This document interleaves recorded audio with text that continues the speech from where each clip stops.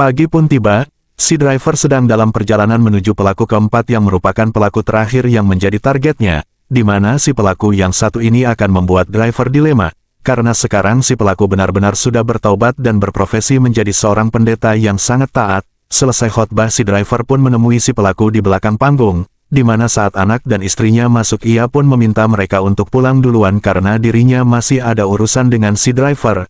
Agak jauh dari tempat khotbah, si pelaku atau yang sekarang menjadi bapak pendeta pun ikhlas jika memang si driver mau membunuhnya. Dan jika memang itu yang terbaik dan membuat si driver menjadi merasa lebih baik, beliau pun pasrah dan menyerahkan semuanya kepada Tuhan.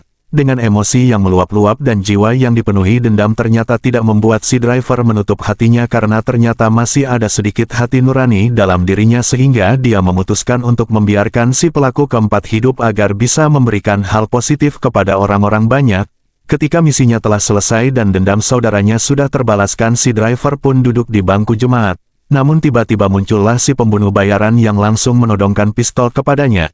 Karena si driver tidak memiliki dendam terhadapnya, La pun terlihat diam duduk tenang tanpa melakukan perlawanan apapun sehingga hal itu semakin membuat si pembunuh bayaran kesal dan merasa tidak dihargai sebagai seorang pembunuh profesional.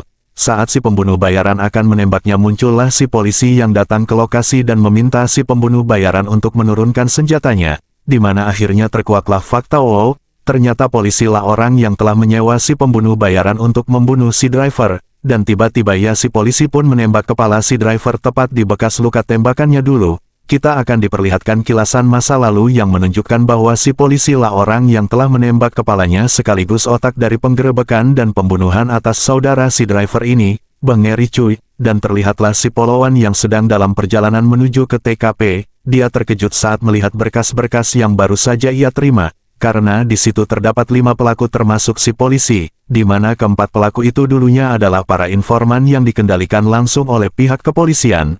Kembali ke si polisi yang sedang teleponan romantis dengan sang istri, dan tiba-tiba saja, si driver ternyata masih hidup berkat pelat besi yang digunakan untuk menyambungkan tengkorak kepalanya yang pecah akibat tembakan si polisi di masa lalu, dan mati deh situ polisi. Makanya kerja tuh yang bener om, polisi kok malah nyabu. Mending peras duit rakyat aja gak sih? Enggak deng, maaf.